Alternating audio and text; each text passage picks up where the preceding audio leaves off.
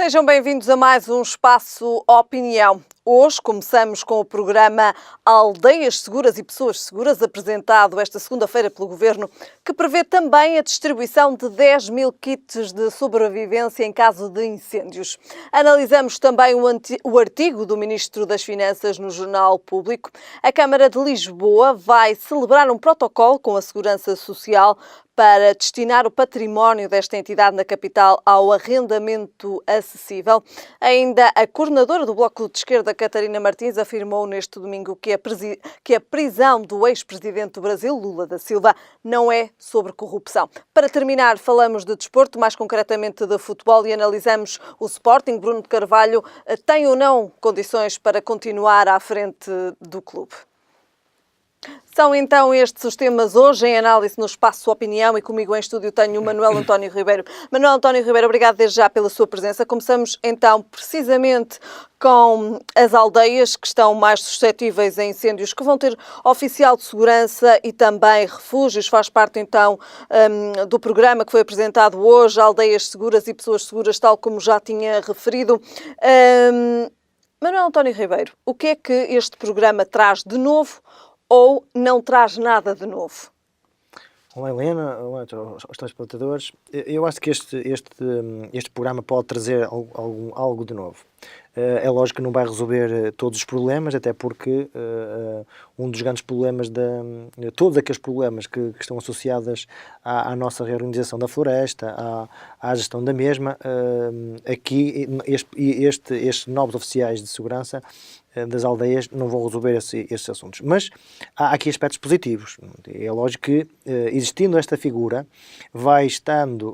ao existir essa figura nas aldeias, vai estar permanentemente, ou deverá estar permanentemente, em contato com as populações relativamente à prevenção, e aí eu acho que é o sinal mais positivo, até desde maio, que vai estar constantemente a alertar as populações para os perigos e, nomeadamente, o incentivo à limpeza contínua dos terrenos, bem como também o fazer a ponte com as autoridades, caso haja perigos de terrenos que estejam abandonados ou até com propriedades que não estejam limpas, e fazer chegar, reforçar às autoridades para que os mesmos sejam limpos, sob pena de que os terrenos ou os matos não sejam limpos, pôr em risco todas as pessoas que limparam e ficam expostas.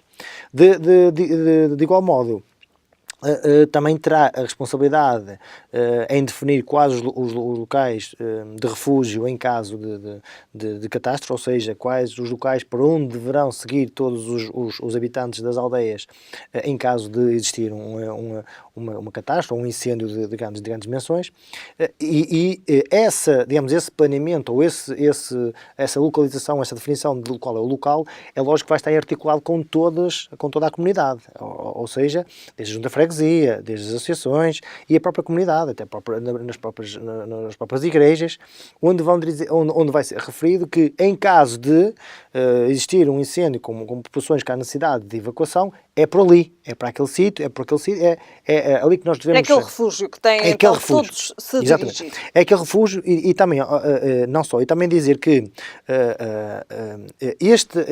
ao deslocar as pessoas para aquele local é quase como um simulacro, ou seja, quando nós temos um edifício exposto a riscos de incêndio, há um local onde as pessoas em caso de incêndio devem se dirigir. O mesmo se passa neste cenário. Numa aldeia onde caso haja uma possibilidade de incêndio e essa possibilidade ocorrer, por onde é que as pessoas circulam, como chegarão lá e onde se concentrarem. Isto é o primeiro aspecto. Depois o segundo aspecto, que não é tão menos importante, aliás, eu até acho que é tão ou mais importante do que dizer onde é o local de refúgio e como as pessoas devem se comportar, é os comportamentos de risco que cada uma das pessoas tem, que ficarão expostos, quer antes do incêndio ou até durante o incêndio. Por exemplo, há pessoas que inconscientemente, veem um incêndio e mesmo assim arriscam em ir salvar os seus bens, ou até ir salvar outras pessoas, ou tentar salvar Aqui algumas também coisas. tem que existir um acompanhamento. Tem que haver entidades competentes também no terreno para fazerem este encaminhamento e para fazerem também este acompanhamento deste programa. Ou seja, esta ponte que estes oficiais de segurança podem fazer, acho que é um papel muito importante, porque fazem a ponte entre todas as autoridades e a população. Ou seja, há uma figura entre a população e as autoridades.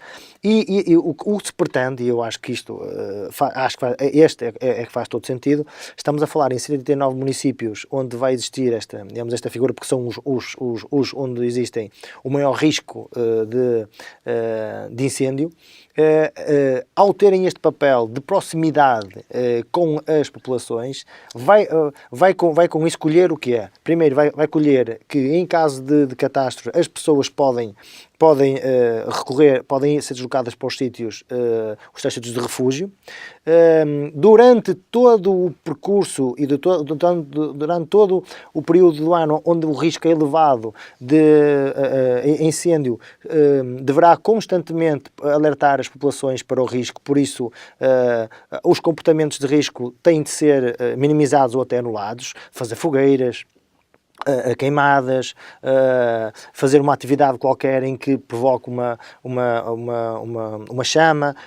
São todos estes procedimentos que podem, de alguma forma, diminuir e garante claramente a diminuição de qualquer risco que possa acontecer num período de pico dos incêndios. Este é um programa que se destina a todo o país, mas tem como principal alvo 188 municípios que possuem freguesias de risco. Exatamente, ou seja, o foco está nestas freguesias, como diz a Helena e bem, onde existe um maior número, de exposição ao incêndio, pelas matas, pela floresta, pela área onde existe maior abundância de vegetação, e essas freguesias é onde existirá este reforço, este esforço para que estes oficiais de segurança possam, junto das aldeias, junto das populações, ou seja, cá está uma ação de proximidade, possa direcionar e aconselhar quer comportamentos, quer local de refúgio, quer inclusive a sensibilização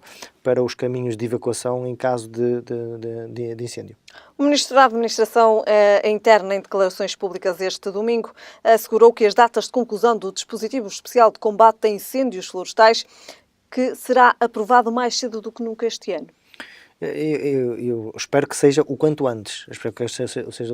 Já deveria ter sido. Eu acho que já devia estar. Eu percebo que o Estado não vive só sobre esta área, sobre este assunto, mas o tempo vai urgindo, e se quanto mais tarde se vier a resolver isso, depois teremos. Habitualmente é apresentado no fim de março. Mas mesmo março já seria para começar a planear e já seria tarde, não sei.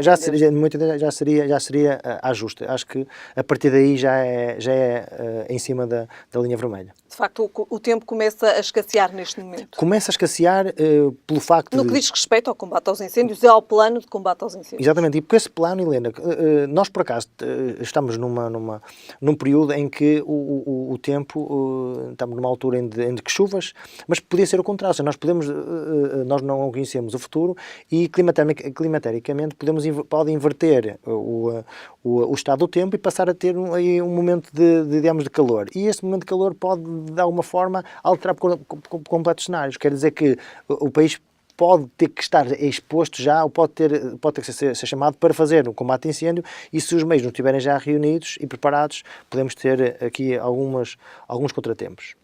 Para terminar, a Liga dos Bombeiros vai estar presente no Comando Nacional e vai assumir funções de ligação em todos os comandos distritais. Parece-me bem, ou seja, os homens do terreno, ou seja, quem combate os incêndios, acho que deve ter uma palavra na cooperação. O grande desafio aqui é como é que vamos, e esta é a expectativa que todos nós temos, é como é que todas estas entidades vão se coordenar em termos de comunicação.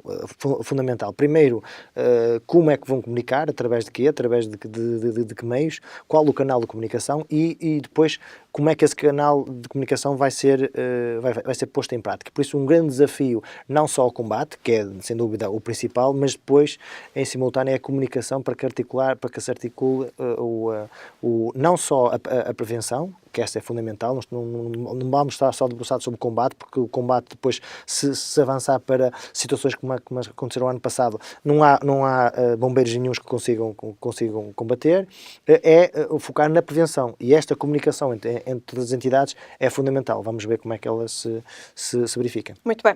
Manuel António Ribeiro, passamos agora então para o nosso próximo tema. Analisamos agora então o artigo de opinião do Público de Centeno, que considera que Portugal está melhor. Que leitura podemos fazer destas palavras de Centeno? Eu acho que as palavras, primeiro, não deixa de ser Mário Centeno não deixa de ser o nosso embaixador de Portugal na área das finanças e da economia. Por isso, acho que tem que ter este pensamento positivo logo à nascença. Mas, por outro lado, não é inegável que Portugal tem apresentado, em termos económicos, dados e valores que são históricos. Nós, para ter alguns dados, quer dizer, o país registrou um crescimento de 2,7% no PIB já em 2017. Nós temos um déficit de 0,92% em 2017, ou seja, um déficit que nos orgulha a todos. Temos uma taxa de crescimento. A taxa do emprego cresceu uma média de 3,5%, temos uma taxa de desemprego na fasquia dos 8%, ou seja, tudo isto são dados que nos motivam, que nos orgulham e que Mário Centeno, muito bem, no exterior, faz bandeira. Agora, o que é importante, e eu aí há uma cautela, e tenho as minhas cautelas, que nós não devemos embarcar no facilitismo, nós não devemos embarcar agora, sim senhora, estamos bem, estamos muito melhor do que estávamos anteriormente, em 2015, 2014, mesmo em 2010, e agora vamos pegar e vamos abrir aqui cordões e entramos aqui num descontrole.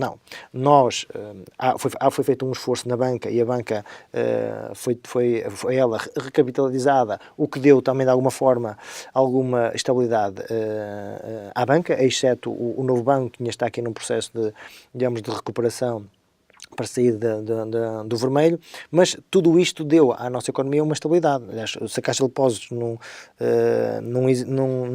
tivesse sido, o Estado não tivesse apoiado, teríamos o nosso déficit 0,93% do PIB e aqui, com a Caixa de Depósitos há aqui um ligeiro aumento, mas de alguma forma demos estabilidade a um banco, neste caso à Caixa de Depósitos. Ora, tudo isto dá-nos razões mais que óbvias, e as exportações a crescerem 7,9%, dá-nos aqui uma expectativa de quê? De que o país está a seguir pelo o caminho certo. É lógico que nós vivemos numa conjuntura em que, em termos externos, também nos apoia, também nos beneficia, quer em termos europeus, quer até em termos de outras grandes economias.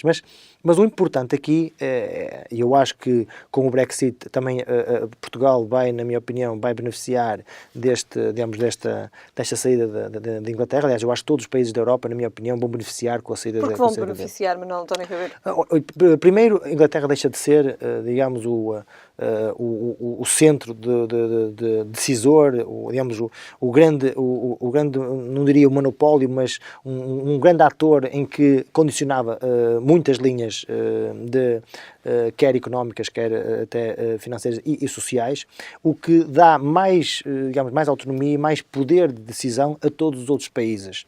Ora, ao acontecer ao sair Inglaterra desta mesa de negociações, todos os outros países emergem e têm um papel, têm o maior papel na decisão. Portugal não faz a regra. E depois Portugal, e não é em vão que Mário Centeno acaba por ser eleito presidente do Eurogrupo, porque de facto demonstra à Europa que o modelo adotado em Portugal tem sido um modelo de sucesso.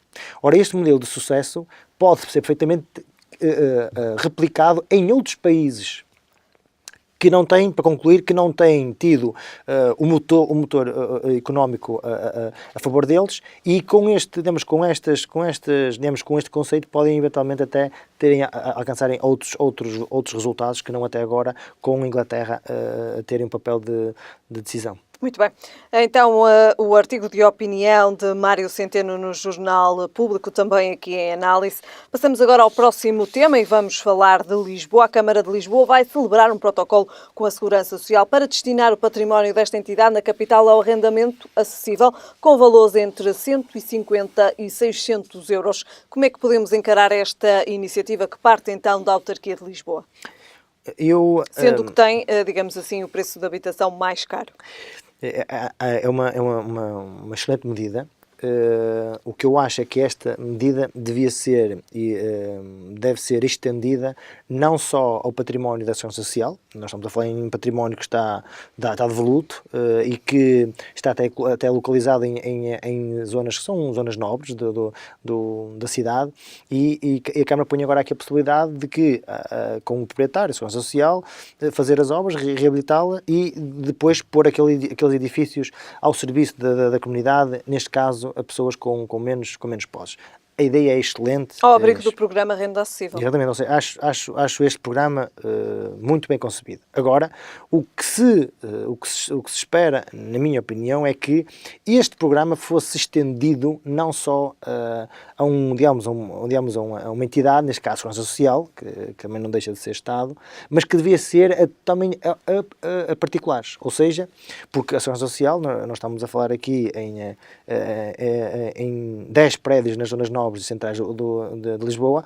Como deve imaginar, em Lisboa existem várias dezenas de prédios que estão devolutos. Ora, o grande desafio é pegar neste formato e levá-los aos privados, e esses privados que têm os imóveis devolutos, poder fazer esta parceria com a Câmara e poder colocar esses imóveis que estão ao abandono, colocá-los em regime de arrendamento a rendas mais acessíveis.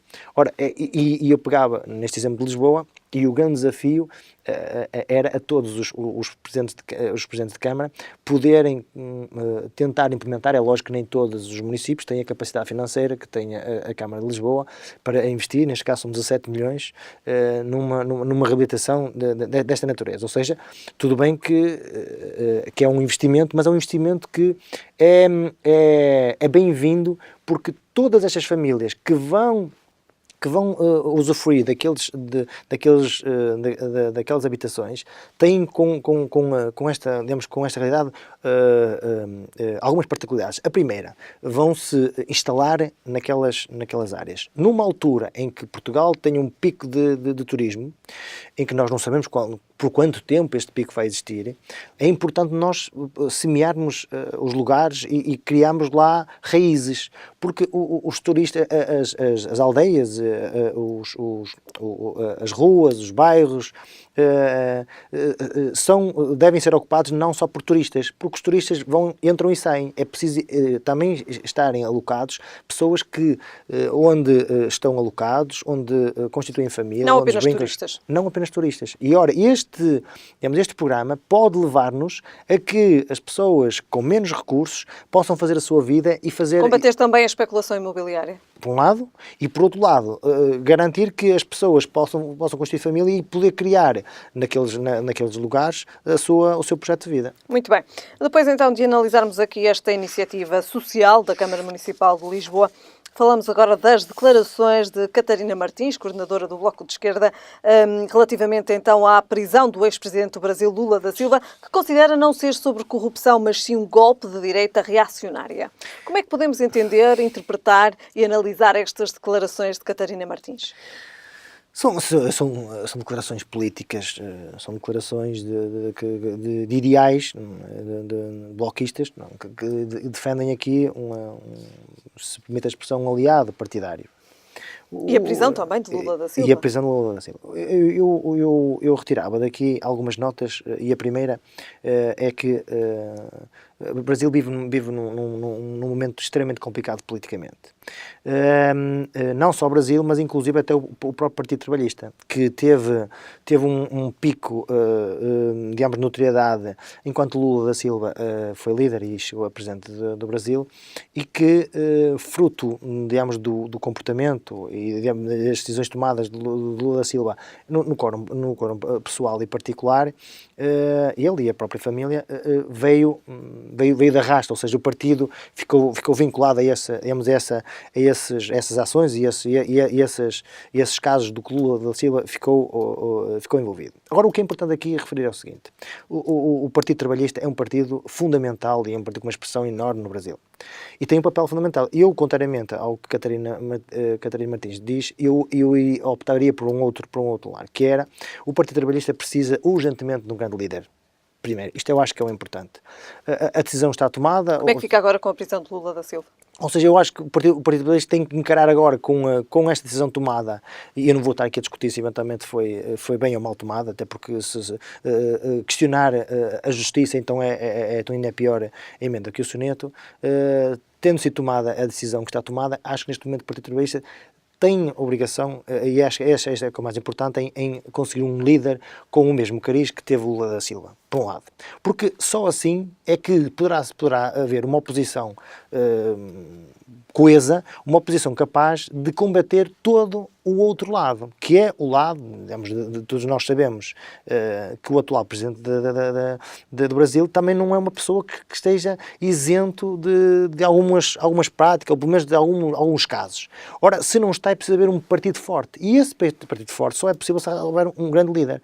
É lógico que, com o último assassinato no Rio de Janeiro, da vereadora do Rio de Janeiro, Marielle, ora, isto não ajuda, digamos, o partido do atual presidente. Ora, é importante haver ali uma oposição séria e realista, porque o grande problema do Brasil é que vive num discreto politicamente, porque se nós vemos quase todas as grandes figuras que estão como líderes ou como estão candidatos a líderes têm casos que os perseguem. Ora, um dos grandes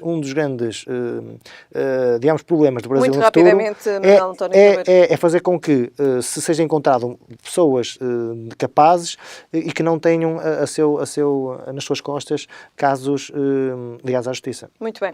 Falamos agora então do nosso último tema, depois da política. Falamos hoje de desporto, falamos de futebol. Manuel António Ribeiro, tem Bruno de Carvalho condições para continuar à frente do Sporting depois de tudo aquilo que se passou durante o fim de semana? Eu acho que Bruno Carvalho deu mais uma machadada. Eu acho que esta machadada foi uma machadada que o vai, de alguma forma, condicionar o seu exercício daqui para a frente, é a minha opinião. Aliás, nós podemos ver que Bruno Carvalho tem tido um papel quase que aos esses, e o que tem endireitado o que o tem apoiado é o apoio dos adeptos. Só que neste momento... E esse apoio dos adeptos, como é que fica agora? Eu acho que perante a resposta que os adeptos deu ontem no estádio, embora não são o Bruno Carvalho tem muitos adeptos que não vão ao estádio, e isto é bom que seja dito. O Bruno Carvalho tem muito apoio de adeptos que não vão ao estádio.